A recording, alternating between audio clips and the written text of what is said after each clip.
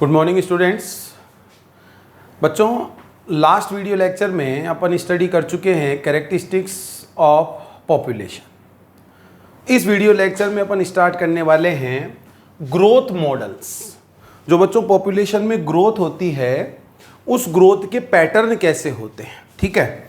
There are two types of growth models. First is exponential growth and second is logistic growth. In exponential growth model, J-shaped growth curve formed, and in logistic growth, S-shaped growth curve formed। ठीक है, to type की growth होती है, exponential और logistic. Exponential growth में जे shape का curve बनता है और लॉजिस्टिक ग्रोथ में एस शेप का कर्व बनता है। First of all upon start करते हैं एक्सपोनेंशियल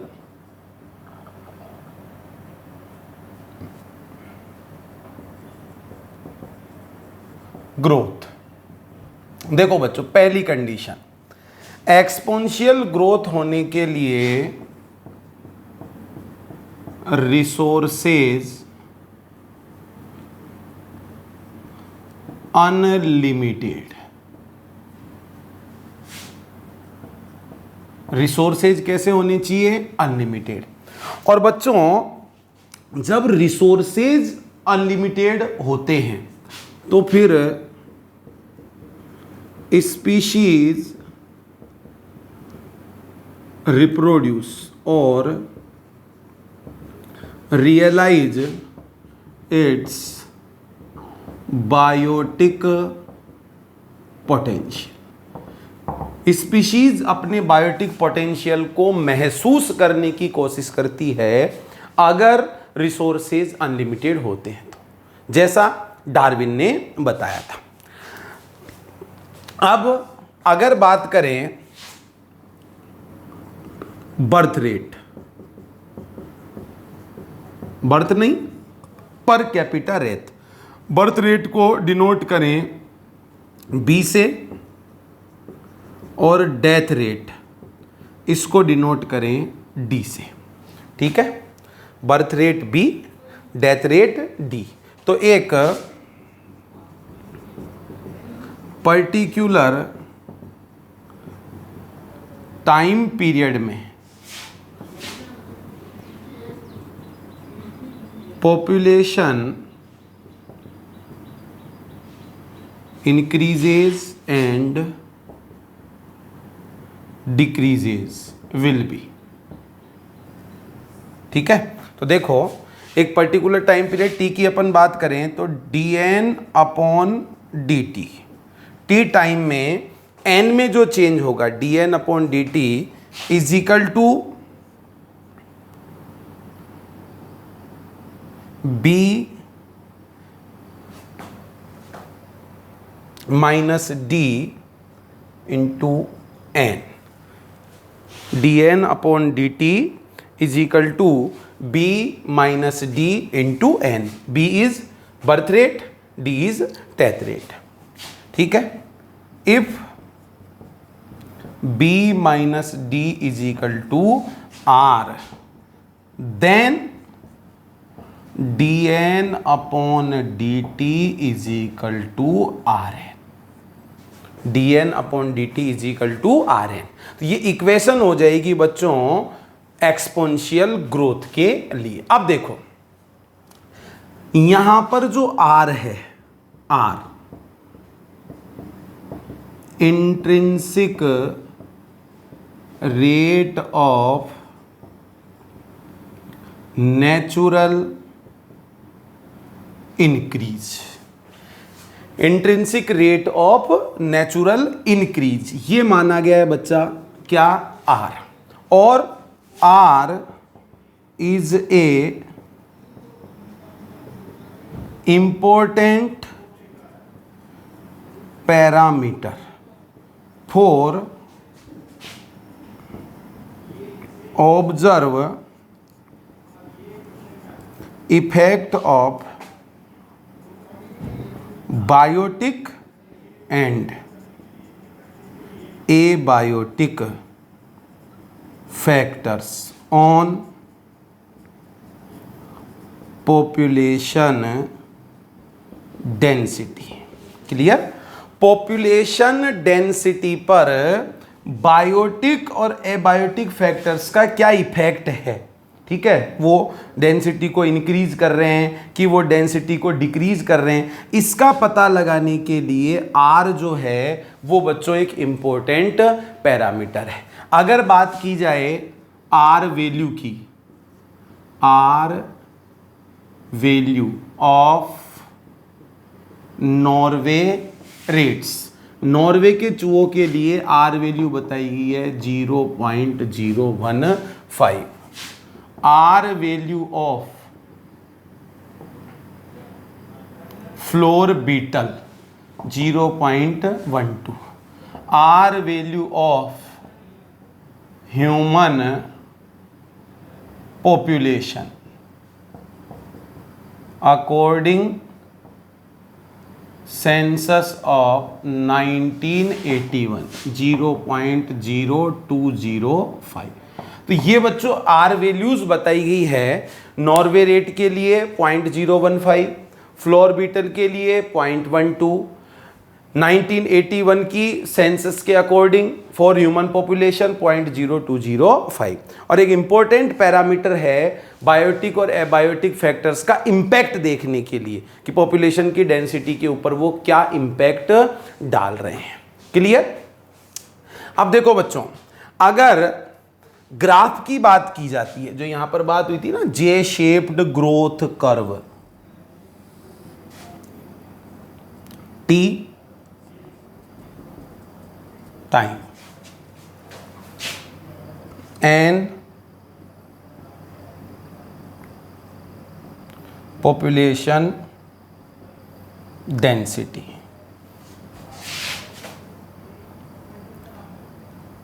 ये मान सकते हैं बच्चों कैरिंग कैपेसिटी के।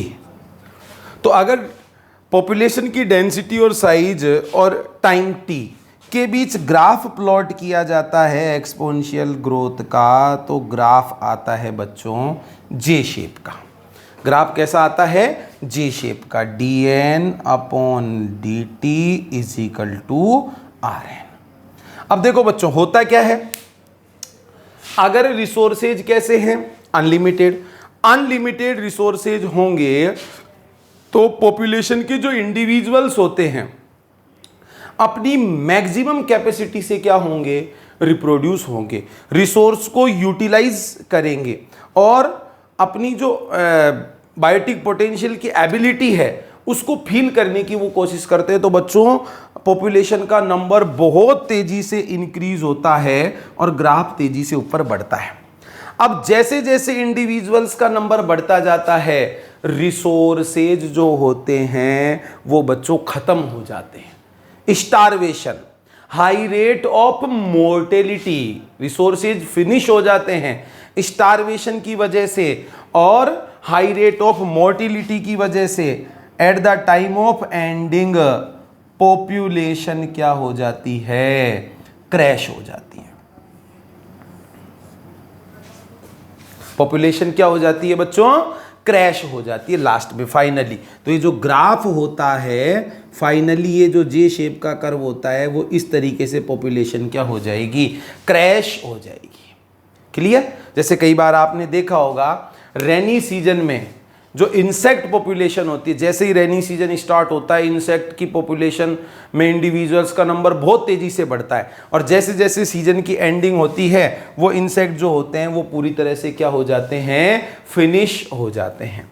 अगर अपन बात करें इस फॉर्मूले के इंटीग्रेटेड फॉर्म की,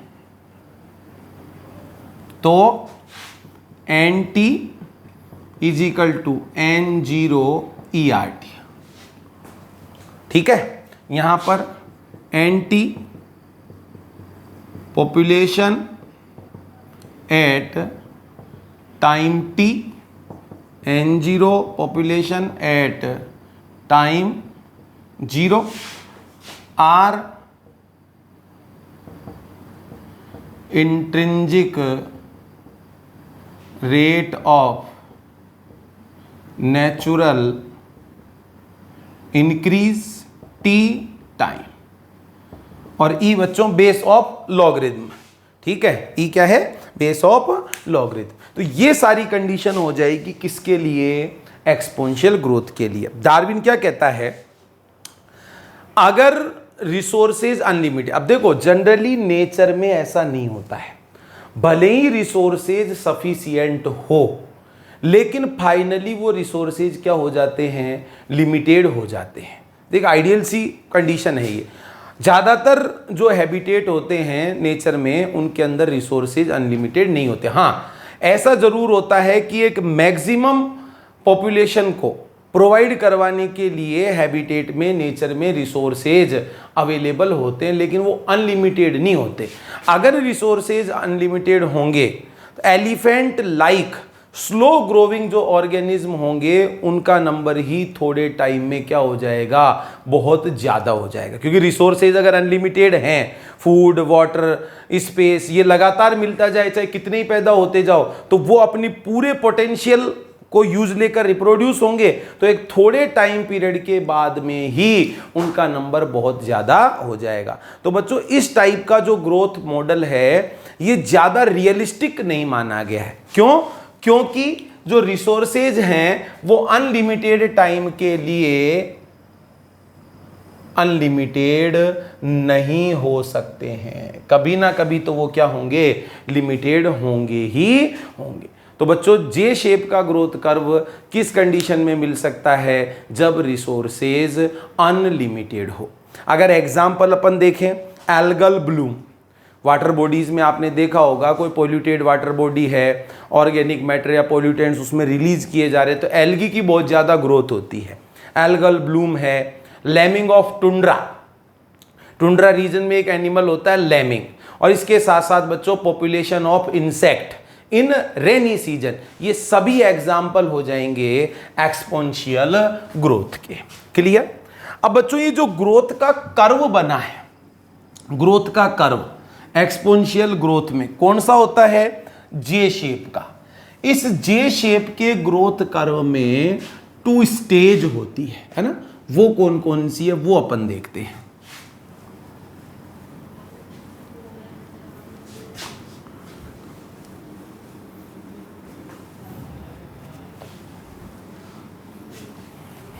देखो बच्चों, J shaped growth curve, 2 stage present. First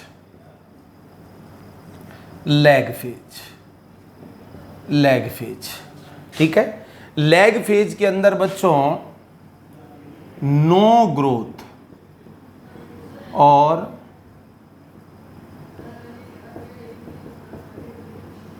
very little growth, no growth और very little growth.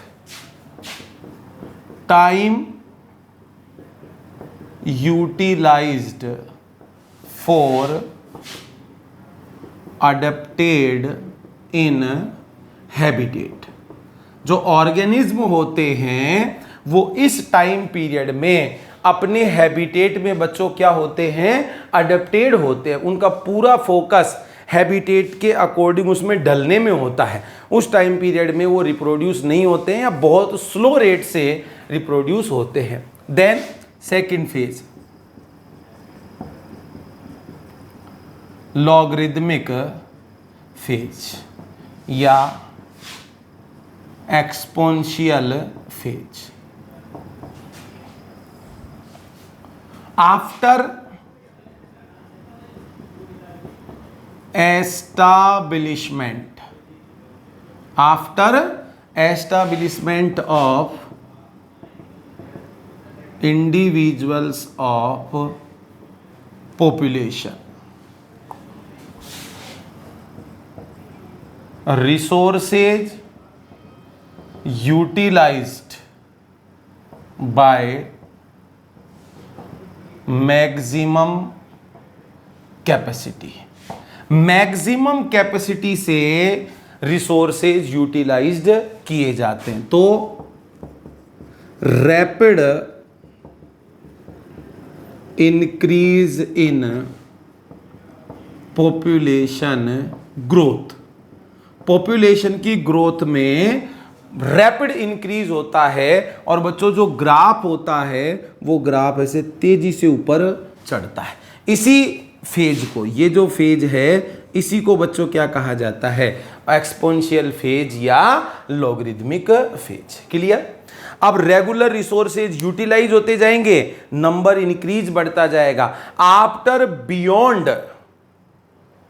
The number of individuals of population carrying capacity, जब नंबर कैरिंग कैपेसिटी से आगे चल जाएगा तो स्टारवेशन की कंडीशन आ जाएगी। Finish off natural resources, food unavailable और पॉपुलेशन में क्रैश हो जाएगा और पूरे के पूरे जो इंडिविजुअल्स होंगे उनकी क्या हो जाएगी बच्चों, डेथ हो जाएगी। एग्जाम्पल मैंने आपको बताई दिए एक्सपोनेंशियल ग्रोथ के, एल्गल ब्लूम, एल्गल ब्लूम है ना, lemming of tundra, lemming of tundra,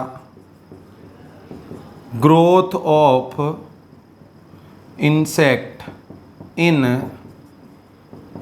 rainy season, rainy season में इंसेक्ट्स की ग्रोथ, ये सब बच्चों किसके एग्जाम्पल हैं, एक्सपोनेंशियल ग्रोथ के। अब अपन देखते हैं लॉजिस्टिक ग्रोथ।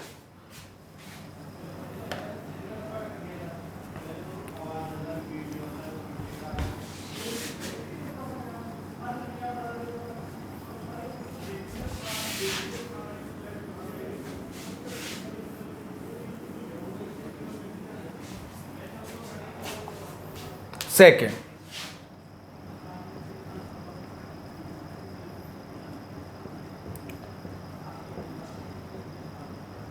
Logistic growth. देखो बच्चों, लॉजिस्टिक ग्रोथ की अपन बात करते हैं। Normally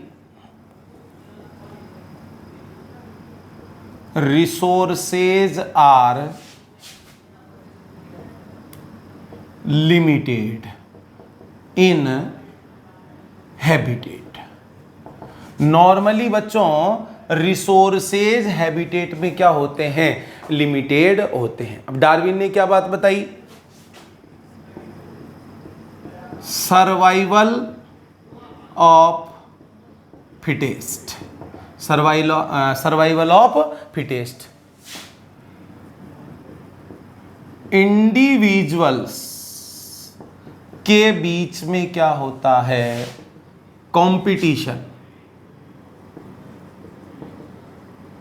competition for limited resources. Limited resources के लिए इंडिविजुअल्स के बीच में कंपटीशन होता है और उस कंपटीशन में जो फिट बैठता है वही क्या कर पाता है बच्चों, सरवाइव कर पाता है, ऐसा डार्विन ने बताया। क्लियर? अब ये जो एस्पेक्ट है, ये जो कंसेप्ट है कि नेचर के पास कोई भी कंट्री हो, हर कंट्री के पास में अपने लिमिटेड रिसोर्सेज हैं और उन लिमिटेड रिसोर्सेज में एक लिमिटेड पॉपुलेशन ही सरवाइव कर सकती है। ये बात बच्चों बहुत सारे कंट्रीज की गवर्नमेंट को समझ में आ चुकी है, तो उन्होंने वेरियस टाइप की लिमिटेशंस लगा दिए, कई सारे उन्होंने रूल्स रेगुलेशन फॉलो कर दिए हैं पॉपुलेशन की ग्रोथ को कम रखने के लिए। क्यों? क्योंकि हर कंट्री के पास अपने लिमिटेड रिसोर्सेज हैं। अगर उन लिमिटेड रिसोर्सेज से ज्यादा रिसोर्सेज की रिक्वायरमेंट होगी तो पॉपुलेशन बच्चों ग्रोथ नहीं कर पाएगी। क्लियर? अब देखो, टाइम मान लिया जाए t और साइज ऑफ पॉपुलेशन, ये मान लिया जाए n। देन एक पर्टिकुलर टाइम पीरियड के बाद growth of population, increase decrease जो भी होगा वो क्या होगा, dn upon dt is equal to rn k minus n upon k। dn upon dt is equal to rn k minus n upon k। ये equation हो जाएगा बच्चों लॉजिस्टिक ग्रोथ के लिए। अब k minus n upon k ये क्या है, तो ध्यान देंगे k minus n is equal to k minus n upon k is equal to environmental resistance. Environmental resistance, क्योंकि बच्चों अपन जानते हैं कि जो पॉपुलेशन की ग्रोथ होती है, इंडिविजुअल्स का नंबर होता है, उन पर लिमिट लगाने का काम करता है कौन, एनवायरमेंट। तो एनवायरमेंट का रेजिस्टेंस फील करना पड़ता है। देखो यहां पर अपन मान लेंगे के अपन जानते हैं बच्चों, के इज कैरिंग कैपेसिटी, ठीक है। एन एक्चुअल नंबर, एन मान लेते हैं क्या है, एक्चुअल नंबर। तो ये जो एनवायरमेंटल रेजिस्टेंस होता है, एनवायरमेंटल रेजिस्टेंस, ठीक है, ये इनवर्सली रिलेशन बिटवीन कैरिंग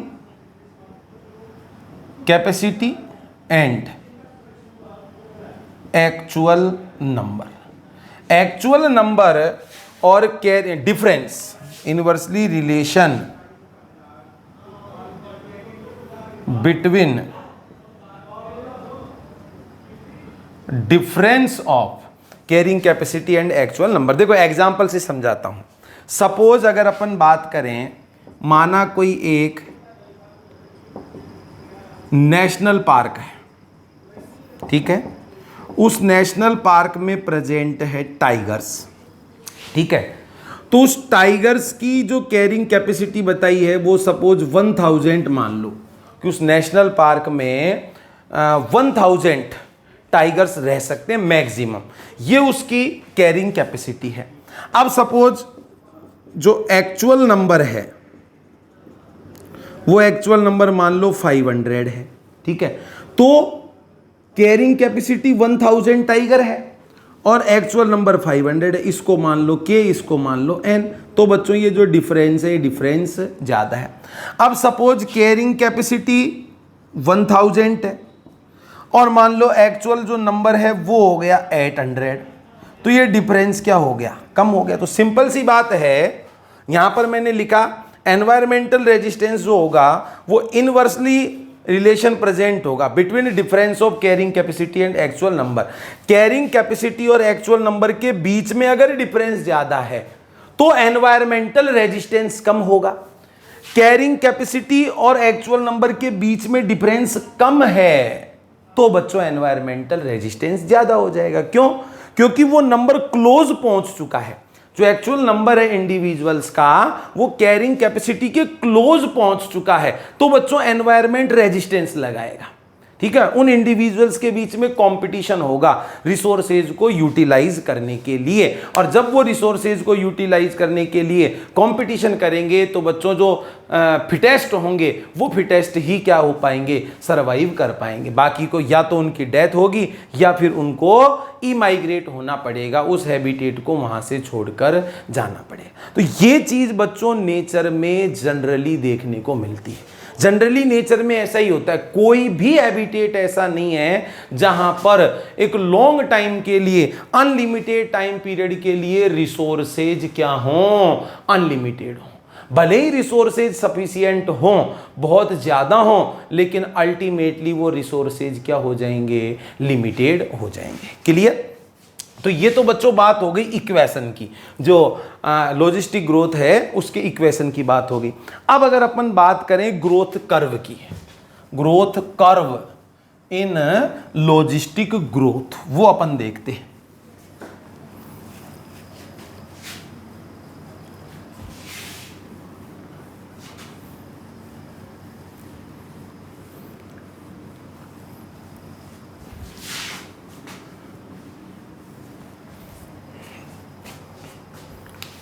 देखो बच्चों, एस शेप्ड ग्रोथ कर्व या सिग्मॉइड ग्रोथ कर्व, इसको सिग्मॉइड ग्रोथ कर्व भी कहते हैं। देखना बच्चों,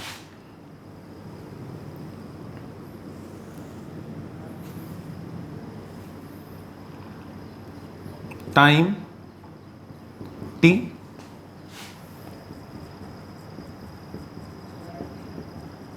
पॉपुलेशन डेंसिटी एन, ये मान लेते हैं कैरिंग कैपेसिटी के। Formula dn upon dt is equal to rn k minus n upon के।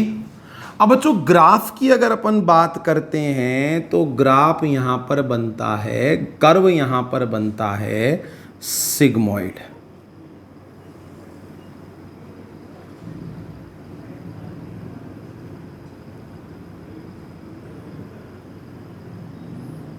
कैसा कर्व बनता है बच्चों? सिग्मॉइड कर्व बनता है। जो नंबर होगा वो नंबर कभी भी beyond carrying capacity, carrying capacity से आगे वो नंबर नहीं जाएगा। क्यों? क्योंकि हर रिसोर्सेज के, हर हैबिटेट के पास में एक मैक्सिमम नंबर को प्रोवाइड करवाने के लिए ही रिसोर्सेज अवेलेबल होते हैं। उससे आगे इंडिविजुअल्स को वो हैबिटेट, नेचर, रिसोर्सेज प्रोवाइड नहीं करवा सकता है। तो बच्चों ये एस शेप का सिग्मॉइड ग्रोथ कर्व बनता है। अब इसमें प्रेजेंट होती है 5 stages. 5 stages are present in this curve. देखो बच्चों, फर्स्ट, जैसा अपन ने एक्सपोनेंशियल ग्रोथ में पढ़ा था, जे शेप का ग्रोथ कर्व होता था, उसकी फर्स्ट पेज क्या थी? Lag phase. यहां पर भी बच्चों फर्स्ट फेज क्या है? Lag phase. लैग फेज के अंदर नो ग्रोथ और वेरी लिटिल ग्रोथ। पॉपुलेशन में ग्रोथ एब्सेंट होगी, बिल्कुल भी ग्रोथ नहीं होगी, और वेरी लिटिल ग्रोथ होगी। क्यों? क्योंकि during lag phase individuals involved in adapted in habitat, habitat में अडेप्ट होने में इन्वॉल्व रहते हैं। Second, positive acceleration phase. Second phase जो है सिग्मॉइड कर्व की, वो होती है बच्चों positive acceleration phase. Positive acceleration after establishment, after establishment, माना थोड़े थोड़े ऑर्गेनिज्म हैबिटेट में एस्टाब्लिश हो गए। After establishment slow increase in population growth. Population growth में क्या होता है बच्चों? स्लो इंक्रीज होता है। अब ये ऐसे इमेजिन कर लो, ये मान लो यहां पर बिल्कुल भी ग्रोथ नहीं हो रही है, ये अपन मान सकते हैं लैग फेज। क्या मान सकते हैं बच्चों? Lag phase. फिर धीरे धीरे ग्राफ ऊपर चढ़ रहा है, स्लो इंक्रीज, ये अपन मान सकते हैं बच्चों क्या, positive acceleration phase. Next third,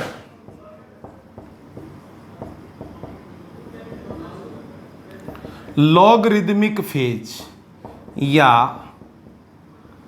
exponential phase.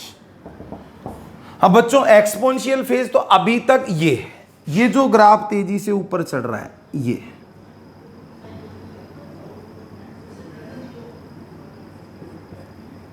ये जो ग्राफ बच्चों तेजी से ऊपर चढ़ रहा है, ये क्या है, लॉग फेज या एक्सपोनेंशियल फेज। अब देखो नंबर जो है वो नंबर अभी तो कैरिंग कैपेसिटी से कम ही है, तो कैरिंग कैपेसिटी से नंबर कम है, इट मींस कंपटीशन ऐसे मान लो एब्सेंट है, रिसोर्सेज सफिशिएंट है, एनवायरमेंटल रेजिस्टेंस या तो एब्सेंट है या फिर वेरी लो, बहुत ही ज्यादा कम है। तो इस वजह से जो पॉपुलेशन होती है उस पॉपुलेशन में रैपिड ग्रोथ होती है। रैपिडली क्या होती है बच्चों, ग्रोथ होती है, जिससे ग्राफ जो होता है वो ग्राफ तेजी से ऊपर बढ़ता है। इसी फेज को अपन क्या कहेंगे, लॉग फेज कहेंगे। अब जैसे जैसे नंबर इंक्रीज होता जाएगा, रिसोर्सेज यूटिलाइज होते जा रहे हैं, नंबर इंक्रीज होता जा रहा है, नंबर नियर बाई पहुंचना स्टार्ट हो जाएगा किसके, के कैरिंग कैपेसिटी के। मतलब कैरिंग कैपेसिटी और एक्चुअल नंबर के बीच का जो डिफरेंस है वो डिफरेंस कम होगा। और पीछे मैंने आपको रिलेशनशिप बता दिया कि कैरिंग कैपेसिटी और एक्चुअल नंबर के बीच में अगर डिफरेंस कम होगा, इट मींस एनवायरमेंटल रेजिस्टेंस ज्यादा होगा। तो फोर्थ जो फेज है negative acceleration phase, negative acceleration phase. इसके अंदर बच्चों स्लो ग्रोथ होगी। क्यों, due to environmental resistance, environmental resistance. इसकी वजह से जो नेटेलिटी है, नेटेलिटी बच्चों क्या होना स्टार्ट हो जाएगी, स्लो होना स्टार्ट हो जाएगी। और लास्ट फिफ्थ, स्टेडी फेज या stationary phase.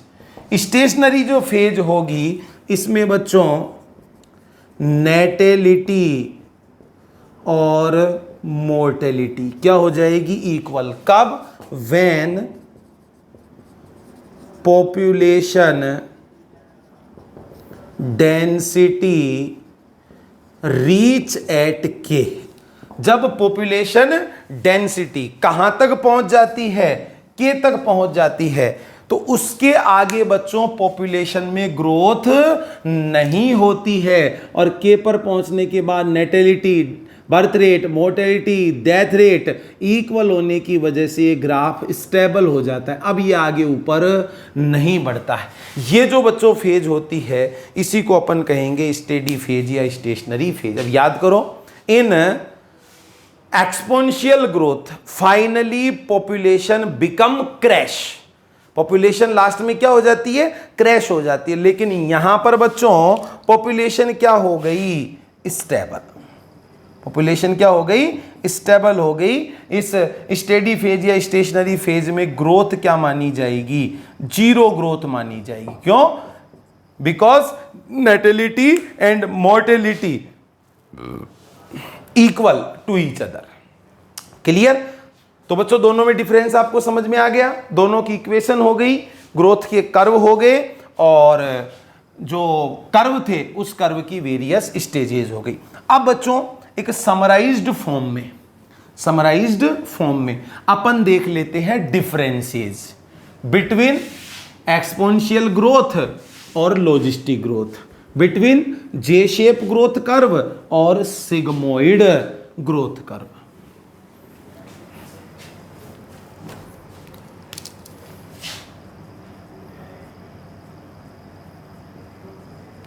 Differences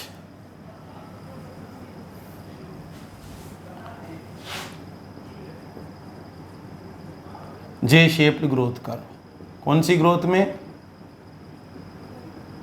exponential growth में। S shaped growth curve logistic growth में। फर्स्ट, जो एक्सपोनेंशियल ग्रोथ है उसके लिए कंडीशन क्या है? रिसोर्सेज कैसे होने चाहिए? Unlimited.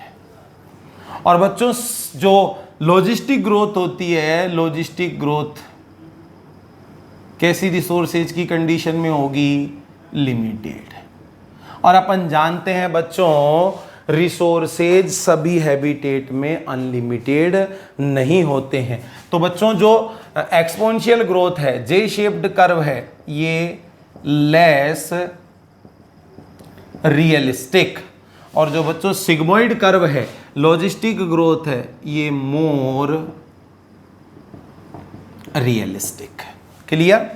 Total 2 phases present in growth curve, total 5 phases present in growth curve।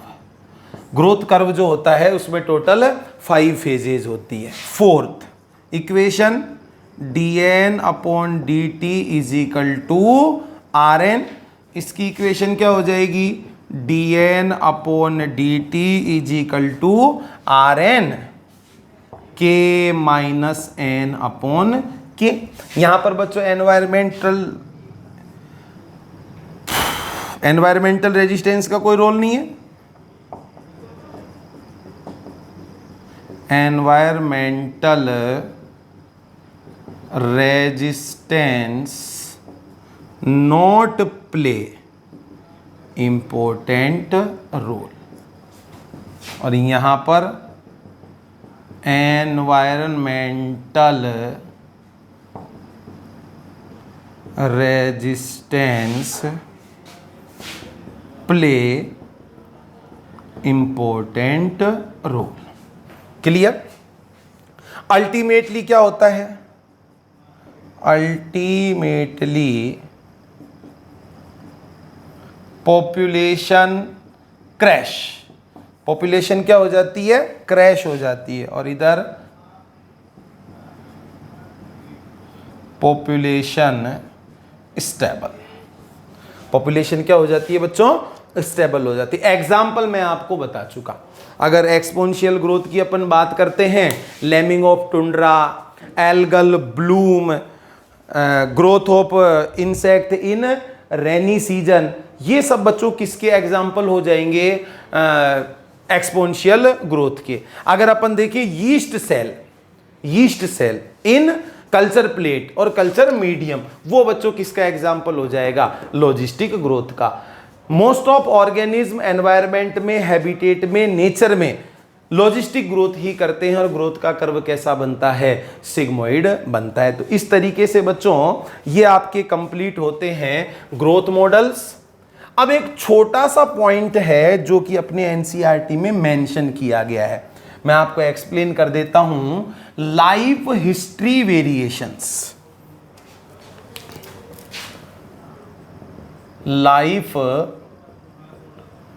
History variations. देखो बच्चों समझने वाली चीज है, समझना।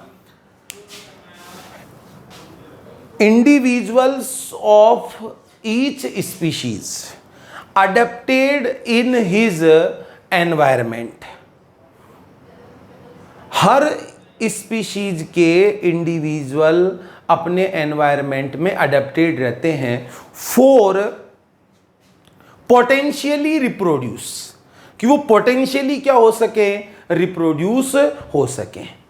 बेस्ट मेथड अडोप्टेड और best method apply for reproduction according to habitat. ठीक है, ऑर्गेनिज्म जो होते हैं वो अपने हैबिटेट के अकॉर्डिंग अपने आप को अडेप्ट कर लेते हैं और बेस्ट से बेस्ट मेथड को वो अप्लाई करते हैं किसके लिए, रिप्रोडक्शन के लिए। ठीक है, अब बहुत सारे ऑर्गेनिज्म जो होते हैं वो अपनी पूरी लाइफ में ओनली वन टाइम रिप्रोड्यूस होते हैं। जैसे पैसिफिक साल्मन फिश की अपन बात करें, बैम्बो ट्री की अपन बात करें, बैम्बो प्लांट, ये अपनी लाइफ में केवल एक ही बार रिप्रोड्यूस होते हैं, तो उन्होंने अपने आप को उस तरीके से अडेप्ट कर लिया।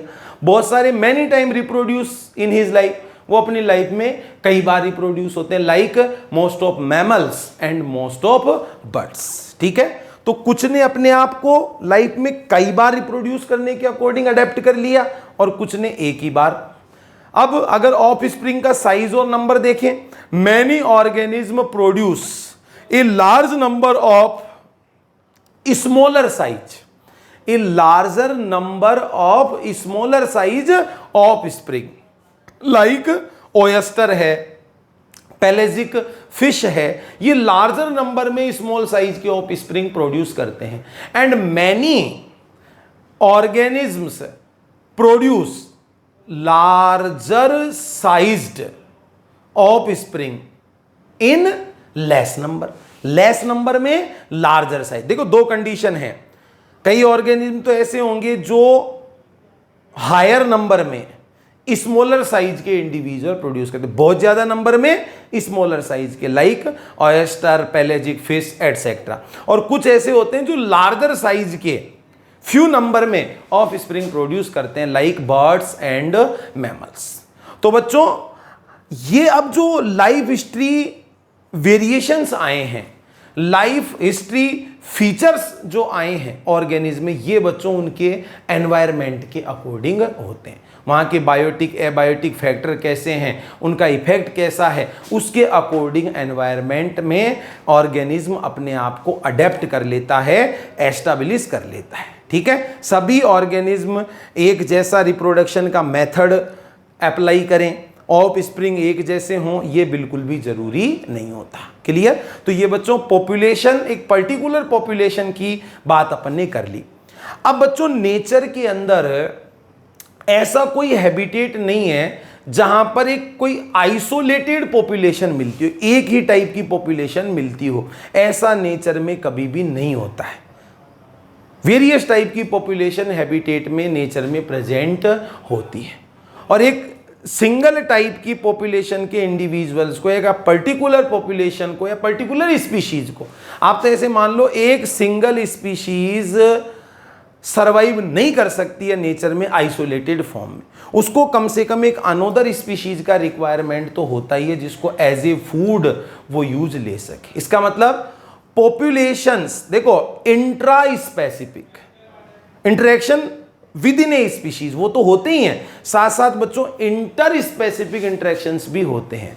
जो अलग अलग स्पीशीज की पॉपुलेशन होती है वो एक दूसरे से क्या होती है, इंटरेक्ट होती है। तो वो इंटर स्पेसिफिक इंटरेक्शंस क्या हैं, ठीक है, वो बेनिफिशियल होते हैं, डेट्रीमेंटल होते हैं, न्यूट्रल टाइप के होते हैं, किसको क्या कहते हैं। तो ये इंटर स्पेसिफिक जो रिलेशनशिप्स हैं बिटवीन टू डिफरेंट पॉपुलेशंस, ये बच्चों अपन नेक्स्ट वीडियो लेक्चर में डिस्कस करने वाले हैं। Thank you.